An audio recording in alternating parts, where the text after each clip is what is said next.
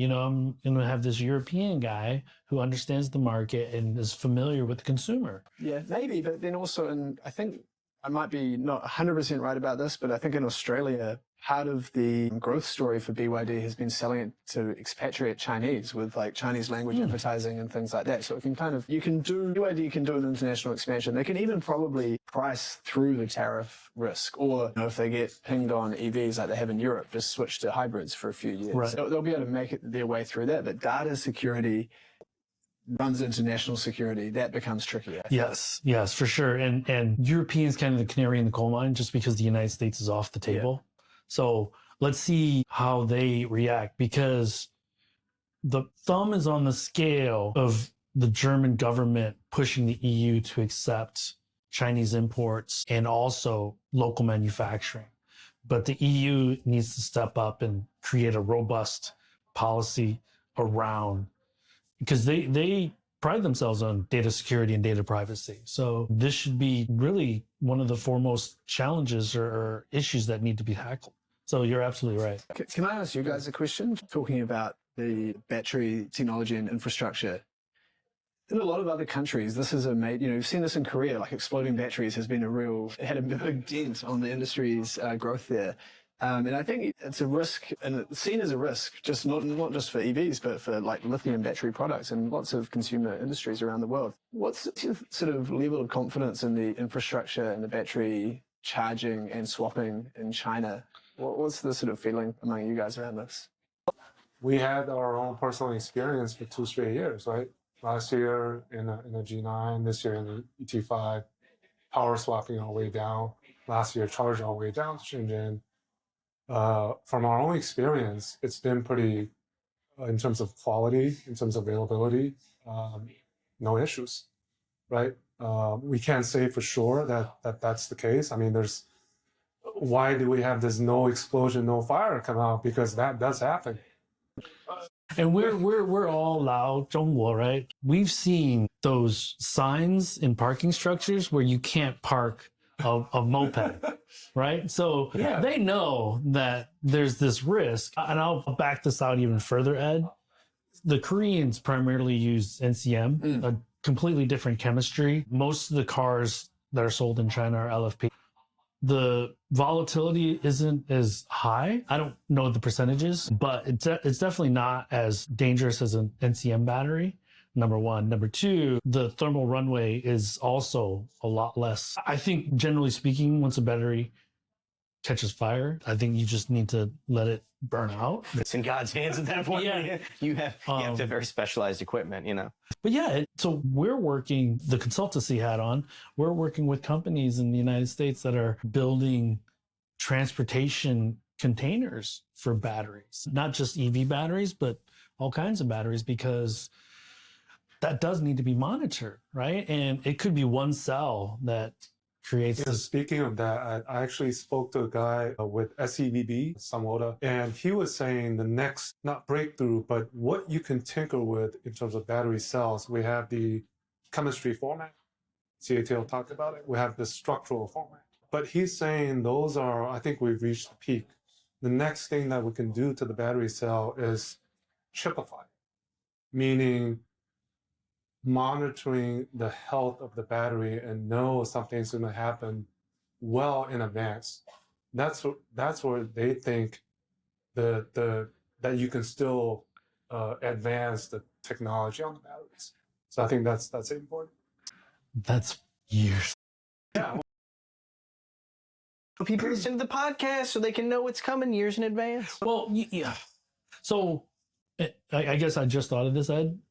There are videos, and maybe the three of them can find them for you, before BYD became this juggernaut, where Wang Changfu was drinking the liquid in this blade battery. Remember on Chinese Social? Yeah. Number one. Number two, you're gonna have to look if you up. go to BYD in Shenzhen, the headquarters, they have a section of the main building that's closed off, and once a day they do a demonstration where they hit a nail through a regular battery, catches fire, and the blade battery doesn't catch fire. So, I don't believe, and you guys tell me, because I don't really look at Chinese social that much. I don't know if if that's happening is I don't think that's a huge concern yet. I think maybe here's the way to look at it is these things are going to happen, and we've seen different brands, I don't have to name them, that have had notorious accidents, that national headlines accidents, but has that affected NEV sales in China? They have not. Have those affected the brands? Not so much. Xiaomi to an extent, but I mean, they're just trying to be low key. Well, CATL like right away was like, that's not our batteries. So who takes the blame? Right. So we're gonna wrap this up, and we'll have some quick fire questions. Each of you guys can ask questions, but why so many brands, guys? This is the bane of my existence. Because Westerners ask me a lot, like, Yes. why don't they just transition current brands? But this is not a China thing. This is also a foreign legacy thing in China too. It's now. becoming one. Yes. You know, I was going to say when we were talking about the auto show earlier, one of the first things I thought of when you're talking about foreign legacy was the new Electra brand or whatever. Sub-brand from Buick. And I remember, and I looked at it, and I just thought to myself, and my friends at SAICGM are listening right now, waiting for me to hear what I have to say. And my answer, I don't really get it. I don't really. Used to be a model. Yes. Now it's turned into a sub. Exactly. That was what you were talking about. You know, And what is a brand? and is it so in my mind, the reason that you create a brand is if you are offering a unique product, a unique something that you aren't going to be able to offer, you don't feel comfortable offering through another brand. So the company that I think epitomizes this problem the most is Geely. I think they do a lot of things right, but I think that they have so many brands, and now over the course of the last few years especially, the overlap in those brands, they've gone from, okay, there is some distinction between the two to being like, okay, what is going on? Now, Hey, Ethan, can you quickly name some of the brands just so? yeah, I'm going to. I'm going to. Sure, I've got all this time. Yes, I'll give you I think it's an illustrative example, and I want to hear Jill's thoughts on this as well, and you guys, which is, so 2021 Shanghai Auto Show, right? I believe it was yes, doing the math, yes. The Zeekr 001 debuts. The Zeekr 001 was originally the Zeekr, or the Lynk & Co. Zero concept car, which then they went, hey, you know what? New brand. I remember asking, and I won't say his name, but we all know him. He works for Geely PR. I remember asking that gentleman, hey. Is he Brit? He's a Brit. Yeah. Have you talked to that Brit? Hey, what nice guy. Nice guy. Yeah. But I said, what's the point of this? And he said, okay, so Lynk & Co. was originally ICE. Now they're electrified, so hybrid, right? Light and then PHEVs and then EREVs.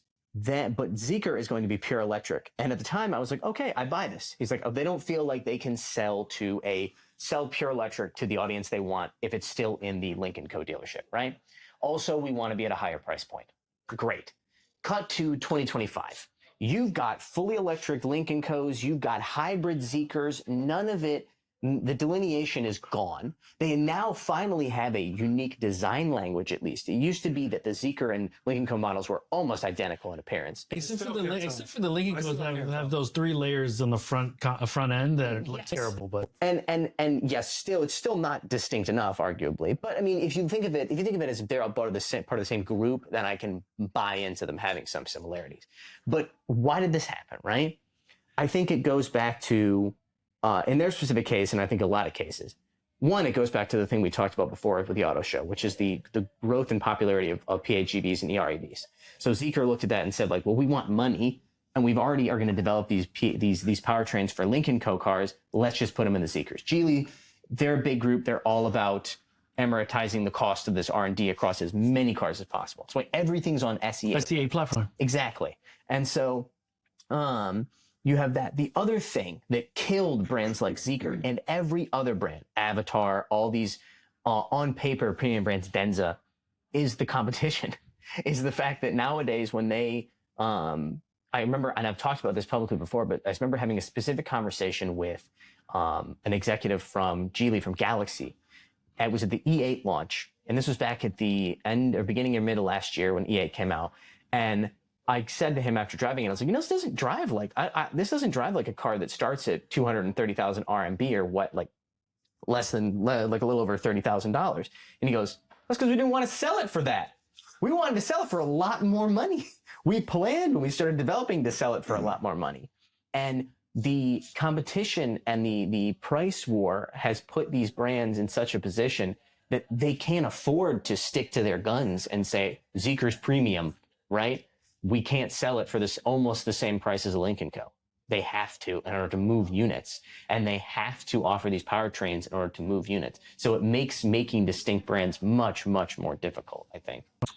And not specific to Geely, Stellantis and Volkswagen Group also have a dozen brands each, kind of thing.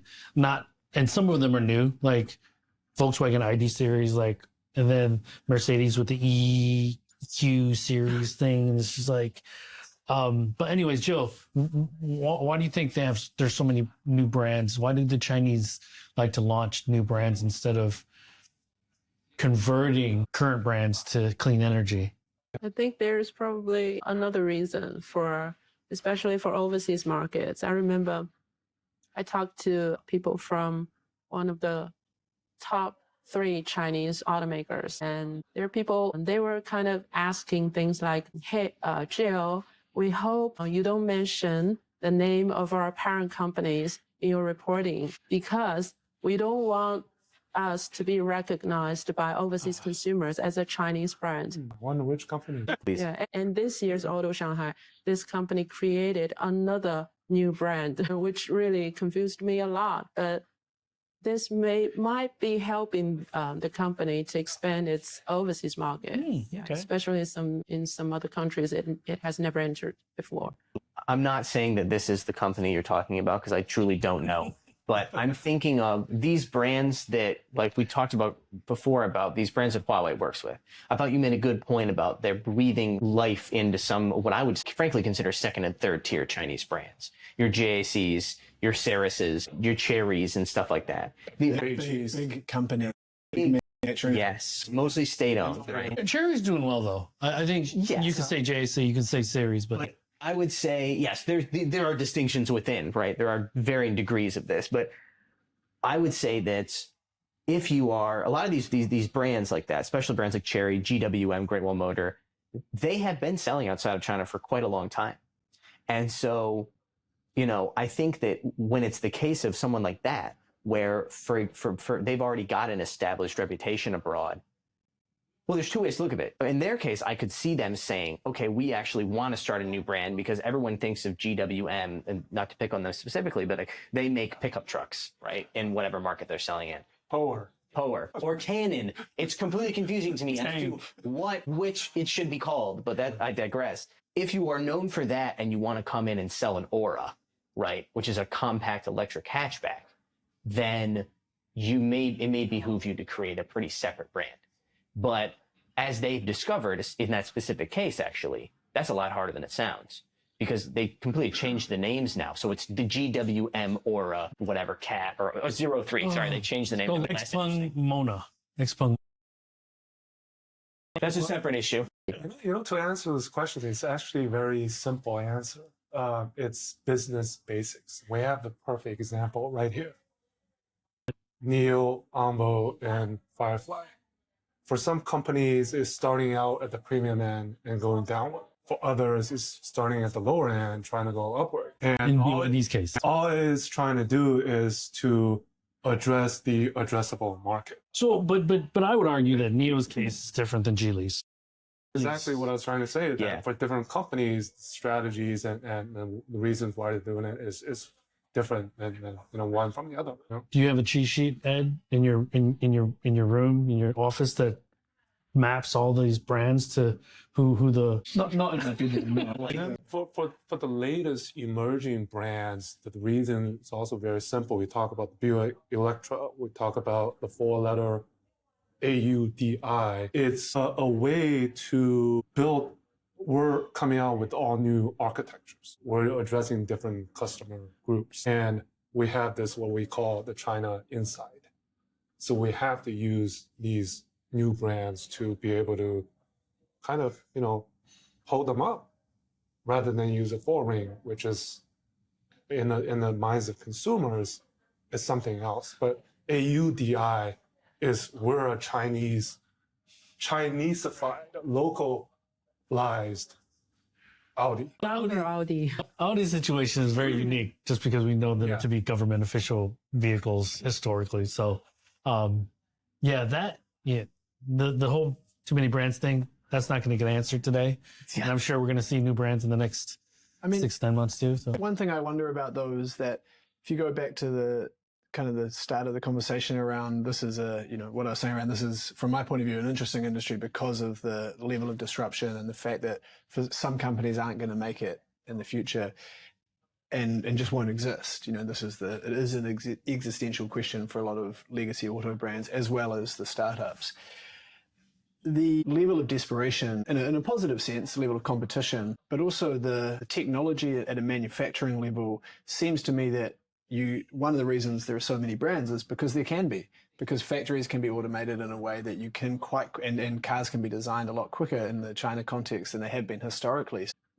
The technology, both in terms of the marketing, design, all of that sort of stuff, as well as the manufacturing, enables companies to do more than they perhaps could in the past. And because there's this level of desperation around competition, the shackles are kind of off. People aren't sitting there in Wolfsburg or wherever it is in California or Detroit kind of sitting around mulling whether or not to do something for 4 or 5 years. It's just like, let's go. And then if it works, it works. The interesting thing really to track would be what brands are dying that we just don't even talk about, because there's kind of a bias to writing and talking about new brands, right? But how many of these cars that in the last 4 or 5 years have been launched aren't really sold anymore, or have now been subsumed into some other kind of thing? And if we elongate the horizon of the Chinese auto industry, multi-brand strategy is not something new, right? Back in the late 2000s, Chery, Geely, they came out with the M-Grand, Inglon. Relay. Wait, well, where are those? Do you know any of these brands? That's to the point of they've been through this before. I think this is just cycles. And then in the mid 2000s, the Geelys and the Cherys, they kind of like, we want to be a one brand. But now they're multiple. Well, but that goes back right? to the whole with GM being CEO, where he's like Pontiac's entry level, then you graduate to Chevy because you got a promotion, and then at the end of the day, when you're this rich guy, you buy a Cadillac. So there's this progression from a brand standpoint, but we're not seeing that. We're seeing just let's throw something on the wall and see if it sticks. Yeah, and I think. Sorry, Joe. No, I'm not asking anything. To your point earlier, again, I think that when I criticize brands like companies like Geely for all these brands and stuff, it's the same thing you said before. I mean, look, Geely can afford to have some brands go belly up, and it will happen, right? Or to subsume brands. Obviously, Lynk & Co and Zeekr are now together, as they always should have been. Does that happen with Polestar Volvo? Does that happen with Polestar? I'd argue that it should. Or BYD. If Fengcheng Bao doesn't turn out to be a huge seller, okay, well, we learned something, It wouldn't be surprising if, I've said this before, that Zeekr and Lynk & Co become one brand in the future. It wouldn't be surprising if Geely or Chery, any of these state-owned automakers cut one or more of these brands. So Zeekr & Co. We always also have to remember that 5-6 years ago, when a lot of these brands were launched, they were thinking IPO, right? Yeah. And they were thinking, I'm going to cash in. Because Zeekr is publicly traded in the US. Also XPeng, NIO, Li Auto. Who else? Anyone else? Zeekr. Zeekr. But, it's Zeekr Technology Group. The unfortunate thing is that, the whole SPAC craze and the EV craze kind of went away. And so that's also why I think we're stuck with these new brands that were, when they launched, probably projected to IPO. So let's wrap this up. Let me say this. Let me ask you all this. And I'm actually much more interested in, because I talk to you all the time. You from a perspective of what are the most anticipated cars through the end of this year that you're looking to drive that haven't launched yet?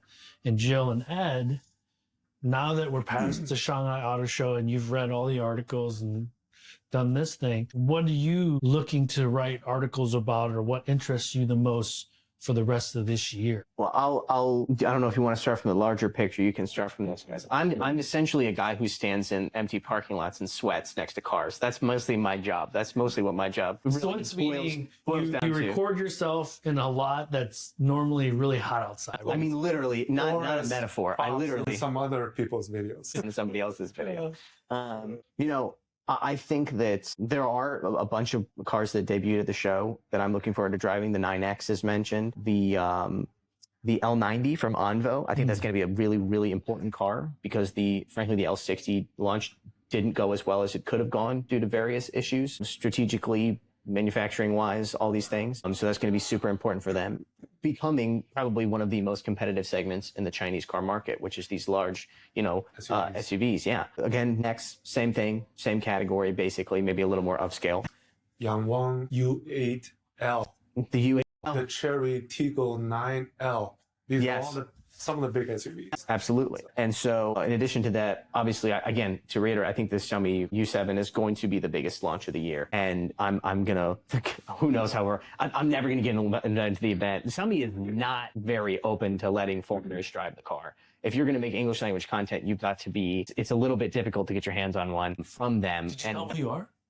Yeah, no, I failed to mention. Ethan Robertson? Yeah, well, no, maybe they don't know that name. You sound like people in the comment sections that are like, how have you never driven the Yangwang U9? And I'm like, find a foreigner that has. I am by these standards of I'm the biggest fish in this very small pond. But when you kind of zoom out, you realize I'm an absolute microscopic minnow in an ocean compared to the domestic media who are going to get priority first. But so yes, I will rent one. I will come hell or high water, I will get my hands on a use. And yeah. I mean, there's a whole lot of them. And then I'm sure there's ones that I don't even know that I'm excited to hear about quite yet, but that will be launched soon. Jill and Ed, what are you kind of... There's one model that really interested me most was actually the Xiaomi U7, which is, however, absent at this year's AutoShanghai. So the U7 or U7 SUV, yes. Yeah, because I talked to many analysts, and many of them, they are really bullish on Xiaomi. Actually, some of them believe that Xiaomi really has the potential to challenge BYD or even replace BYD in the next. Those are bold statements and unrealistic statements, but fair enough. Xiaomi does want to be the top 5 global automaker. Top 5, that's fine. But and it has such a great influence among younger customers in China. But something also unexpected to me at this year's show would be that a pickup truck from GAC. I mentioned this to Will at that BYD stand. I met him at the BYD stand and I talked to him. Yeah, China-driven one. And I talked to him about the pickup truck. I bridged him with the GAC people later on. Jill needs to hook you up, dude. Well, I don't know if I have a contact in GAC. There we go. Thank you. This is really why I did this. I'm here for the connections. Go ahead. Okay, so I think we all know that BYD has a very big launch for its Shark pickup last year in Mexico, and I'm not sure if it is doing well. It's okay. In Australia, it is. Yeah, and Cybertruck, the Tesla one, is also not very well recognized, right? So and the GAC pickup one looks very, very familiar to the Tesla Cybertruck. I have to say that. I saw that. I missed this. I'm gonna go back and look at it. Yeah, but it probably also has some original design. Yeah, you can really check that out. So I would, and also on the other side, GAC, the management from GAC has a really clear picture about selling pickup trucks overseas, because pickup truck is actually quite forbidden in China, especially in urban. In cities, in big cities. So we don't see a lot of pickup trucks in China, but the company is really kind of planning to sell them big overseas. So it even has some roadmaps. When the Feng Xingya, I think the chairman of GAC, talked to Chinese media, it says we are planning to enter Australia and Middle East in the next couple of years. I really didn't expect that to happen from a Chinese automakers, especially a state-owned one like GAC. So from a U.S. perspective, when Jill is talking about pickup trucks, They're the size of like Rangers and Yeah. Colorados, Chevy Colorados. Exactly. 50s and Sierras and Chevy Silverados, they're not street legal on the main roads in China. City centers. City Yeah, centers. any pickup truck, because of the open bed, is considered a commercial vehicle. And so they're not allowed to go into the city centers in most major cities, which really. So you can limits still sales. buy them, but you can't really drive them on. Also, buffet, 15 years, right? You have to buffet. You have to scrap them after 15 years on the road. So you can right now you can get a 2011 Ford F-150 Raptor for like pennies, because it's just a couple years away from when you have to literally destroy it, prove that you destroyed it. And you guys call them utes, right? So they're fairly popular in Australia and yeah. So yeah, I didn't pickup trucks. We saw a few, right? The Porsche. Nobody knows how to say it. Yeah, Porsche. The Canon, Power. Yeah. So Ed, what about you, man? I think the other side of this coin is, the last maybe 6 or 7 months, we've been reporting pretty hefty write-downs from major European and American companies. Basically, a large part of those write-downs have stemmed from losing a massive chunk of the Chinese market over the course of, 4 or 5 years. Ford actually made money. Ford. In the China market. Yeah. But, the trend is people have been burning money. And these are mostly listed companies, and investors just don't put up with that. These are institutionally held stocks. It's not sustainable. So for me, a company that I think is really interesting is Volkswagen. They've been one company that have acknowledged the problem, done what people sort of suggest you should do in terms of putting a lot of investment into China. They've tried to make the Chinese operation as Chinese as they can, with a few like checks still to Germany. But they've got a kind of make or break period coming up towards the end of this year, early next year. And so if that goes well, then they've got a real shot at a successful business here again. If it doesn't go well, it's a tough one, So I think those kind of moments are coming up, and there'll be lots of them for different companies and going ahead. Yeah. So really quickly, I was at an AmCham event. I was on a panel this morning, and I gave them this scenario without saying the brand. I said, if you were the board member of a brand whose market share shrunk for the first time in 22 years, year over year, by 3% one year, by 15% the next year, and then the first quarter of the current year by 42%, would you still want that person to be the CEO of your company? And, people were like, basically I'm talking about Porsche, right? But not only is Bluma the CEO of Porsche, he's the CEO of Volkswagen Group. So I don't know how you square that circle, because to your point, and this is what just drives me nuts, they don't like write-downs, but they accept mediocrity.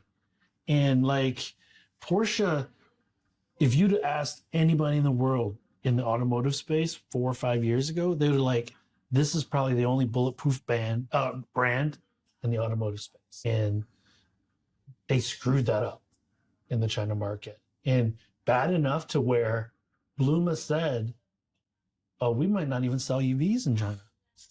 For Porsche. He meant Porsche. And I'm like, so that's what's frustrating to me, because change needs to happen at a lot of these legacies, but it's not. Investors won't put up with it forever. I think this is, the companies for a little while were sort of, 4 or 5 years ago, still trying to make the argument around, is it EVs? Is that the right technology? Should we be kind of spreading ourselves a bit thinner, looking at hydrogen and other things? Those arguments are all gone now, right? It's what are you doing in the market right now to survive? And that's, this point is coming, that you either make or break.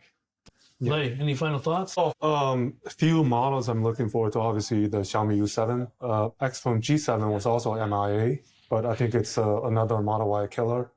Firefly, since we're at NIO, I think it's one of the most controversial models. Shout out to NIO for letting us. Because of their strategy of launching this brand, originally planned in Europe, but they had to launch it in China. And then with the tariffs and delayed bus pricing, the availability of swapping network, I think these are a few models I'm looking forward to. Onvo, obviously, but also just the continued how brands play with the pricing pressure, the price war. what Tesla does in the coming weeks, months. I think that's what I'm looking forward to. And what can you still pull out from your bag to survive, to compete? So let me close this out by asking What is Jill. your answer? Oh, my answer. Yeah, you can't get off. You're not off. You're not off the wheel line.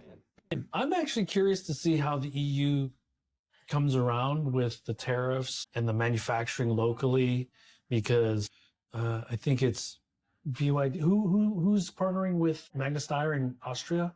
Was it doing kits, shipping kits? Leap? It was Leap? No. Leap's was total individual. GAC, one other brand. Yeah.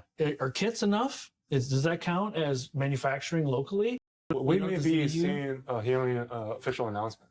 Yeah. And then, so IAA is coming up in Munich. So I think let's see what the Chinese presence there is, how big it is, and is It'll be it, big. because me being just outside of Detroit now, what was really apparent to me at the auto show was there wasn't that many Americans there, that were wanting to do business. And obviously for obvious reasons, but you would think that if these companies, these people feel it as an existential threat, they would want to go kick the tires and check out, okay, what's real here? How bad are we? How behind are we? So kind of reconciling, and I'm jumping around a little bit, so my apologies. So there's a EV startup that just launched in the United States called Slate. Amazon. Right? Yeah, the Bezos backed.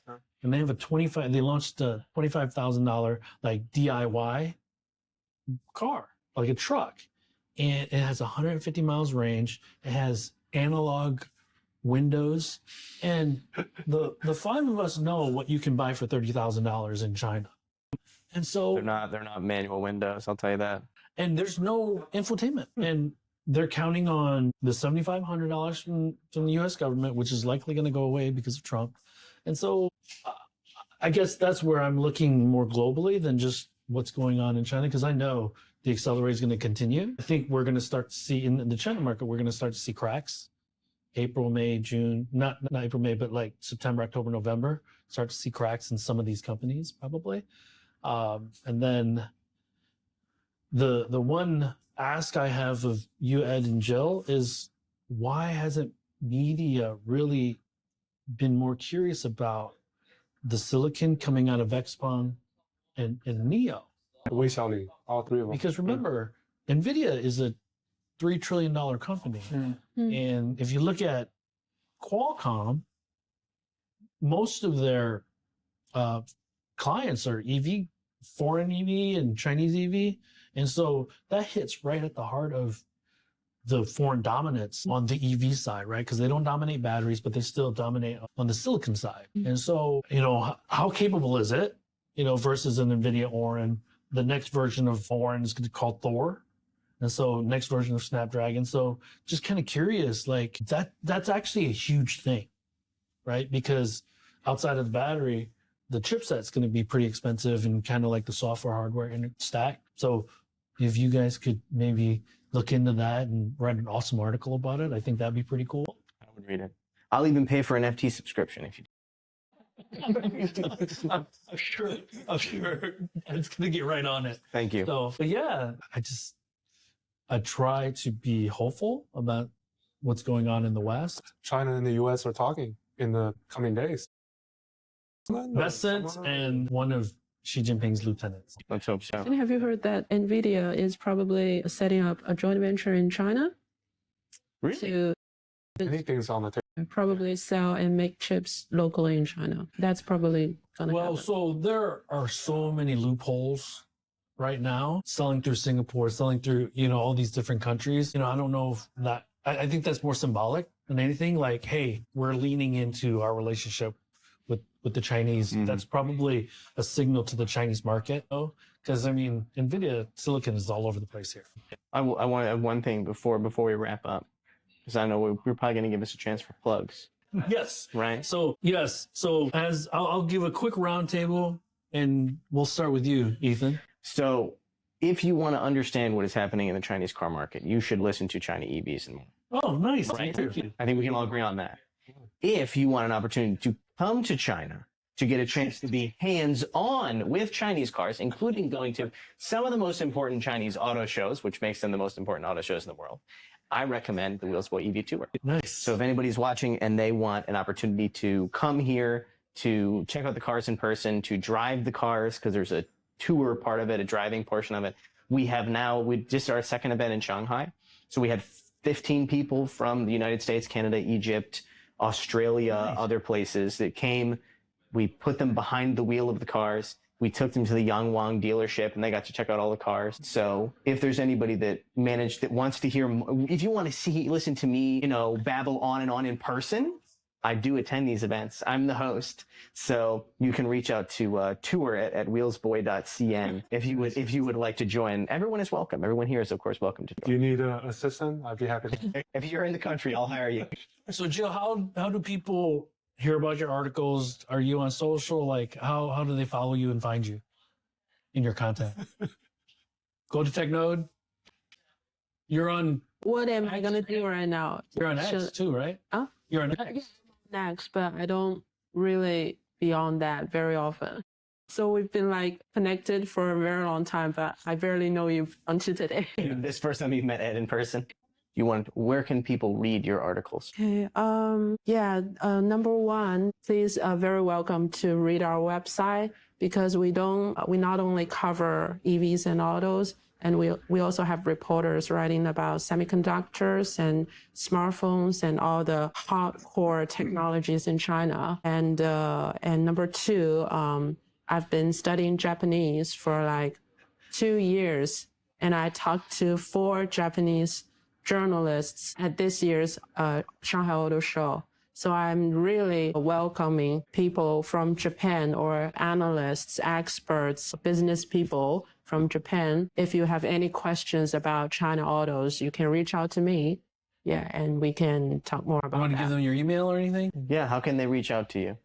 Please visit our website, www.technode.com, and you will find my reporting there. Thank you. So any plugs that you have, Ed? I'm pretty simple. I'm at ft.com. Nice. Yeah, that's it. You can find me if you want to. I think the FT's take is kind of it's helpful. In that, we have a relatively big presence of on-the-ground reporters in China. We see the story in China as self-evidently interesting from the Chinese point of view, and we try to give voice to the Chinese business executives, the audience, the users, all of these sorts of people. And I think that's something that we don't always get as outsiders. Often things in China are seen through a lens of US China or big bad China or scary China or something. We kind of miss trends that in the same ways that the EV trend was a little bit missed by everyone overseas. And what you're talking about with chips and the level of indigenous chip manufacturing and design technology in China, that's a story that's really live at the moment, and it's the sort of thing that we try and focus on in China from the FT's point of view. And I applaud you all because you're here locally on the ground and doing all the reporting, because as we all know, over the last 5, 7, 8 years, there have been a lot of Chinese EV experts or China experts that have popped up, but unfortunately a lot of us have not met them here. And so I think that's important to acknowledge as well, that follow the people that are boots on the ground or that are here testing out the vehicles, talking to the people, because there is a nuance to it. It's not black and white. And always, this coming from America now, we got to separate the governments from the companies and the individuals. So, hey, everyone, thanks for joining us. I'd like maybe to do this again. So maybe there's an excuse next year to all do this in Beijing. I'll be there. I'll be in the middle of the Wheelsboy EV Tour Beijing event, so I will probably have a lot more gray hair than I have now. And you make sure to miss it so that we can kind of start from the same spot again. Everyone, good morning, good afternoon, good evening. We will catch you all very soon on the next Max episode.